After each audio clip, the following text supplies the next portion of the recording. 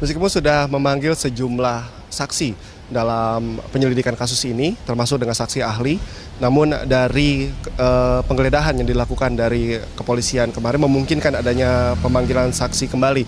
Dan dari informasi yang kami dapatkan bahwa rencananya hari ini saksi ahli yakni Profesor Sarlito Wirawan Sarwono dijadwalkan akan kembali memenuhi panggilan dari kepolisian. Sebelumnya Profesor Sarwono juga Sarlito sempat dipanggil untuk meminta keterangan dan juga mengetes dari kondisi psikis dari Jessica. Kami juga di sini masih memantau lebih lanjut agenda apakah atau keterangan-keterangan apakah yang diminta dari pihak kepolisian kepada Profesor Sarlito pada hari ini. Dan Dermawan Salihin, ayah dari Wayan Mirna Salihin, kembali mendatangi Direktorat Reserse Kriminal Umum Polda Metro Jaya untuk meminta keterangan perkembangan kasus anaknya. Selain itu, Dermawan juga menawarkan bantuan untuk penguatan tuntutan di persidangan. Ia mengatakan hingga kini ia sudah memegang berkas mengenai kehidupan Mirna dan Jessica selama berkuliah di Australia yang didapat dari aparat kepolisian Australia. Dari beberapa berkas yang ia miliki, setidaknya 2 buah berkas sudah diserahkan kepada tim penyidik Ditreskrimum Polda Metro Jaya. Ia mengaku sudah mengantongi 8 alat bukti untuk melawan Jessica di pengadilan nanti. Tujuannya untuk meminta keterangan sampai di mana, itu apa yang bisa saya bantu untuk mencari data-data lagi di persidangan. Saya kan ayahnya. Terkait berkas yang dari konsulat di Australia, Kan saya tuh ngomong nanti deh, nggak usah ditanya lagi, itu nanti di persidangan aja dibuka. ini langsung dibuka di sidang ya, Pak? Ya. Nggak dikasih ke. tapi ada data Karena itu data yang sangat vital ya. Jadi nanti aja deh. Bung, bersama kami ada pengacara dari Alex Usman, yakni Zul Armain Aziz. Selamat malam, Pak Zul. Selamat malam. Ya, Pak Zul, tadi persidangan yang hari ini menghadirkan Gubernur DKI Jakarta Basuki Cahayapurnama dengan segala tanggapannya sebagai saksi. Bagaimana Anda melihat pernyataan-pernyataan Ahok hari ini? Saya kira begini, saya tidak akan memberikan statement untuk itu, karena kan saya melihat hasil persidangannya ini tadi sudah cukup bukti bahwa itu kan bisa untuk pembelaan kami nantinya gitu loh. Kalau seandainya saya mengkritisi apa yang dikatakan oleh Pak Ahok, nanti sudah terbukkan dong apa yang menjadi menjadi pembelaan kami nantinya gitu loh. Jadi intinya bahwa kita terima kasih bahwa Ahok sudah datang, sudah menjelaskan kasus posisinya, nah itu akan kita analisa gitu loh. Jadi saya anggap bahwa gentle Pak Gubernur DKI datang itu untuk menjelaskan permasalahan itu. Oke. Kemudian Pak Zul, Anda juga sempat dulu mengatakan ketika Alex ditetapkan sebagai tersangka bahwa akan membongkar kasus UPS ini jika diperlukan, menyeret nama-nama. Gimana? Dulu Anda pernah menyatakan ketika Alex Usman dinyatakan sebagai atau ditetapkan sebagai tersangka, mengaku akan membongkar kasus UPS ini sedalam-dalamnya seperti itu. Nah, kita kan akan menyeret beberapa nama.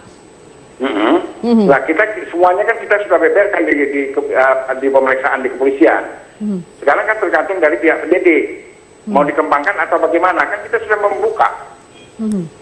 Toh kita tidak akan membuka di media, tapi kita membuka di berita acara kan sudah jelas bahwa aktor intelektualitas dari perkara ini kan ada, bukan hanya Alex klien saya kan, kalaupun klien saya dinyatakan salah gitu loh. Tapi aktor intelektualitasnya sampai sekarang juga belum. Itu loh, itu yang kita minta, bahwa kita fair-fairan aja. Karena bagaimanapun ini tidak bisa berjalan sendiri di perkara. Mesti ada aktor intelektualitas yang lain gitu loh. Nah, jadi kita membongkarnya itu bukan membongkar untuk memberitakan di media, tapi kita sudah memberikan kesaksian di kepolisian, memberikan keterangan di kepolisian. Nah, ini akan kita angkat lagi di pengadilan. Nah, silakan nanti majelis atau pihak kepolisian mana kira-kira yang terlibat juga, itu harus diusut dong, jangan cuma klien saya aja. Oke. Pak Zul, ditahan sebentar karena kami juga ingin melihat kembali. Ini ada pernyataan dari Ahok di persidangan tadi yang menyatakan bahwa dana UPS ini tiba-tiba muncul dalam APBD 2015 saat Ahok membaca visi misi dari DPRD DKI. Peraturan pemerintah.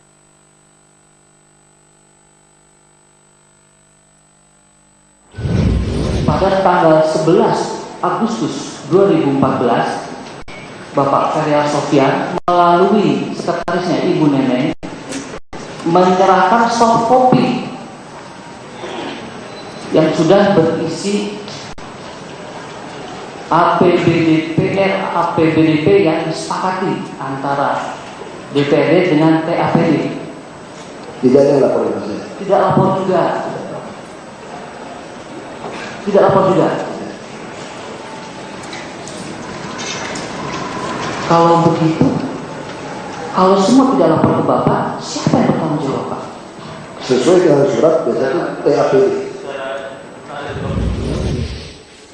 Ya, itu tadi pernyataan Ahok yang juga di sini langsung mendapat tanggapan tadi dari Bang Lulung, langsung bilang selesai itu, selesai. Kenapa selesai? Anda mendengar pernyataan itu, Anda menyatakan selesai, ini apa maksudnya? Tegas saya ngomong ya. Persoalan UPS ini hanya Tuhan, Pak Ahok, sama Feryal yang tahu. Udah, sama Sekda. Udah itu aja. Susah ini ngebongkar ini kalau mereka nggak ngaku semua. Makanya saya bilang. Atau sebenarnya ini sebenarnya hanya perkara pribadi antara Anda dan Ahok? Nggak bisa, ini fakta hukum, Mbak. Lihat tuh, saya bawa lengkap. Saya bilang makanya siapapun yang terlibat dalam proses penyelidikan dan penyidikan kasus UPS harus berani jujur. Nggak perlu hebat, harus jujur. Terutama kepada saya, saksi. Kedua, kepada kawan-kawan saya sebagai saksi. Ketiga, pada siapa? Pada orang yang diduga jadi tersangka. Yang paling penting itu kepada hakim dan jaksa, harus berani jujur. Mengungkap masalah ini, jangan ada konspirasi, tekanan kekuasaan, tekanan politik. Bayangkan Tobat tadi, berapa lapis kekuatan keamanan di sana. Ada konspirasi besar tadi menjagakan Ahok ini. Tapi kalau kita lihat apa yang dibicarakan oleh Pak Ahok sendiri, apa yang dikatakan ini, yang diungkap atau oleh Pak Ahok sendiri ini kan ada acuannya, ada tadi dari kan KUA, PPAS-nya. Tadi dibilang, ini saya mengarah kepada persidangan saja, ya, nggak mau mundur saya. Tadi disampaikan ada sekretaris Pak Feryal namanya Bu Neneng memberikan kepada Bapeda, yaitu namanya siapa tadi, Wahyu atau siapa? Tahu nggak? Dia bilang nggak tahu. Selesai udah. Selesai nih. Saya bilang makanya nih yang tahu Tuhan, Pak Ahok, Pak Feryal, udah. Tuhan, Pak Ahok dan Pak Feryal. Anda melihatnya seperti itu atau? Udah. Feryal itu ketua DPR. Kita kalau kita melihat bahwa selama ini Ahok pun berbicara memiliki argumen dan juga fakta-fakta yang cukup kuat untuk berbicara mengenai UPS ini sendiri. Anda melihat bagaimana? Seperti yang kami sampaikan tadi, pemain utama dari kasus ini itu harus ditetapkan dulu tersangka. Ya, pengusahanya nih, HL. Saya sebut deh ya. Nah, kalau HL sudah ditetapkan tersangka, harusnya penyidik bisa menekan HL untuk menjelaskan siapa saja yang terlibat dalam proses ini dan siapa saja yang menerima uang dari dia. Gitu. Ya kan? Ini kan HL ini masih melenggang kemana-mana nih, ya kan? Kita juga nggak tahu apakah masih di Indonesia ataukah di luar negeri. Tapi sekarang kita nggak tahu ada di mana HL. Nah, untuk yang anggaran siluman, ini kan ada orang yang berusaha meloloskan anggaran ini dalam APBD perubahan, dan nampaknya itu melalui penyusupan melalui nomenklatur di Bapeda, begitu. Nah, ini pertanyaannya siapa yang memasukkan di sini? Dan itu harus diungkap juga siapa orang Bapedanya. Siapa tuh yang kerjaannya mengutak-atik anggaran itu, yang kemudian meminta kepada gubernur, ini loh, tolong dimasukin anggaran gitu kan, yang Pak Gubernur bilang anggaran nenek moyang loh, begitu. Nah, itu harus diungkap siapa yang melakukan itu. Nah, dari situ akan terungkap apakah memang ini dorongan dari eksekutif ataukah dorongan dari legislatif. Ya, sejauh ini kan kita tahu ada dua-duanya, ya, dan dua-duanya itu selain karena mendorong itu juga dapat uang, ya kan? Eksekutifnya ada itu yang dapat uang, si legislatifnya juga ada yang dapat uang, kan begitu. Nah, pertanyaannya, uang yang ke eksekutif dan legislatif ini cuma dua aja yang menerima atau cipratannya itu banyak ke banyak orang, kan begitu. Cipratannya kemana saja nih? Mungkin Pak Zul? Nah, itu kita juga nggak tahu, kita juga bertunggu juga, dan tidak hanya dari AS. Ya, tapi dari HL. Baik. Bukan yang jelas bukan Haji Lulung kan.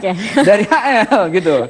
Mau harus bicara tentang itu. Dan bicara memang anggaran untuk APBDP ini sendiri memang sepertinya sangat gampang sekali atau kurang pengawasan sehingga gampang sekali untuk disusupi. Makanya. Tetapi jawaban nanti Bang Febri, karena kita harus tidak dulu pemirsa. Kami masih akan kembali melanjutkan perbincangan ini tetap bersama kami di Prime Time News. Ke kasus lain, pasca penetapan Jessica Kumala Wongso sebagai tersangka kasus pembunuhan Mirna Salihin, tim penyidik Polda Metro Jaya belum mempertemukan Jessica dengan saksi Hani. Meski konfrontasi keduanya perlu dilakukan untuk menyinkronkan kesaksian sebelum dan sesudah Mirna meregang nyawa. Setelah menjalani pemeriksaan selama kurang dari 12 jam, Hani yang merupakan sahabat almarhumah Wayan Mirna Salihin keluar dari ruang pemeriksaan dengan ditemani